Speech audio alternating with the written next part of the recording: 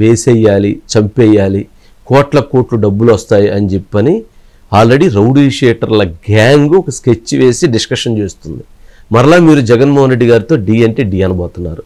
అంటే ఏంటి, సవాల్ విసిరి యుద్ధానికి వెళ్ళబోతున్నారా? యుద్ధంలో మిగులుతారనుకుంటున్నారా?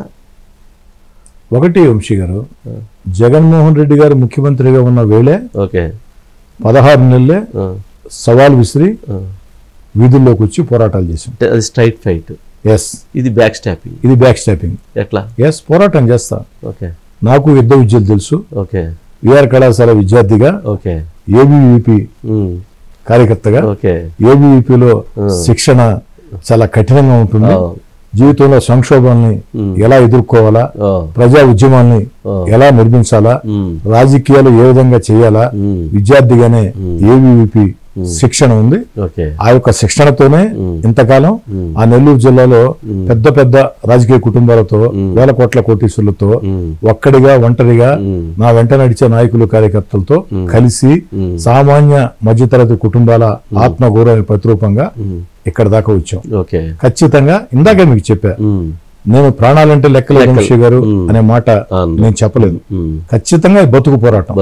కానీ ఒకటి నాకు ఇష్టం, ప్రశ్నిస్తే శత్రువు అవుతారు, అణిగిమణిగి ఉంటే బానిస అవుతారు. బానిస అవటం కంటే ప్రశ్నించి శత్రువుగా ఉండటం మేలు. కాబట్టి వైఎస్ఆర్ కాంగ్రెస్ పార్టీ ఏదో చేస్తుందని భయపడి నా ఇంట్లో నేను ఉండలేను. ఒకటి వంశీ గారు, నాకు 2 బాధ్యతలు ఉన్నాయి. ఒకటి, తెలుగుదేశం పార్టీ శాసనసభ్యుడిగా నాకు చంద్రబాబు గారు అవకాశం ఇచ్చారు, లోకేష్ గారు అవకాశం ఇచ్చారు, అన్ని రకాల మద్దతు ఇచ్చారు. ఆ తెలుగుదేశం పార్టీ శాసనసభ్యుడిగా నా పార్టీకి అండగా నిలవాల్సిన బాధ్యత ఒకటి నాకుంది. రెండోది, ఒక కసి, ఒక కోపం నన్ను లక్ష్యం చేసుకుని టార్గెట్ చేస్తూ వైఎస్ఆర్ కాంగ్రెస్ పార్టీ చేస్తున్న తీరు. అందుకే యుద్ధం ప్రారంభిస్తానని చెప్పడం ప్రారంభించాం, ఇంకా ప్రారంభిస్తాం. రాబోయే రోజుల్లో ఇంకా తీవ్రంగా మాట్లాడు, ఎక్కడిదాకైనా వెళ్ళొచ్చు, ఎందాకైనా వెళ్ళొచ్చు, ఎందరో వెళ్ళొచ్చు. ఆ యుద్ధంలో నేను గెలుస్తానా, వీర మరణం పొందుతానా, వీరుని అవుతానా, అదే కాలం నిర్ణయిస్తుంది, భవిష్యత్తు నిర్ణయించబోతుంది. కానీ యుద్ధానికి సిద్ధం. అంటే 2018 నుంచి 24 వరకు, అంటే మీరు ఒక 16 నెలలు బయటకు వచ్చారు. కానీ ఆ టైంలో జరిగినటువంటి స్కామ్స్లో, లేకపోతే ఆ టైంలో జరిగినటువంటి ఘోరాల్లో మీకు తెలిసి ప్రజలకు తెలియనటువంటివి, ఇప్పుడున్న ప్రభుత్వానికి కూడా తెలియనటువంటివి ఏమైనా ఉంటే చెప్పగలుగుతారా?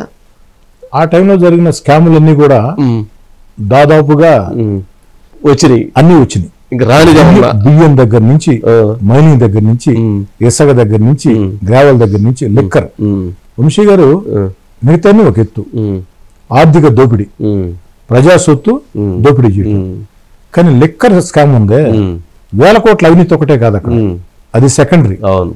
కొన్ని కోట్ల మంది ప్రాణాలకి, కొన్ని కోట్ల మంది ఆరోగ్యాన్ని ఇబ్బంది పెట్టే రీతిలో నీ డబ్బు సంపాదన కోసం, జగన్ రెడ్డి గారి డబ్బు సంపాదన కోసం, జగన్ రెడ్డి గారి దురాశ కోసం కొన్ని కోట్ల మంది ప్రాణాలని పణంగా పెట్టే రీతిలో కల్తీ మద్యం, ఆ కల్తీ మద్యం దాగి ఎన్ని వేల మంది చనిపోయారు, ఎన్ని లక్షల మంది ఆరోగ్యాల్ని ఇబ్బంది పడ్డాయి, ఎన్ని లక్షల మంది హాస్పిటల్ పాలై లక్షల ఖర్చు పెట్టుకున్నారు.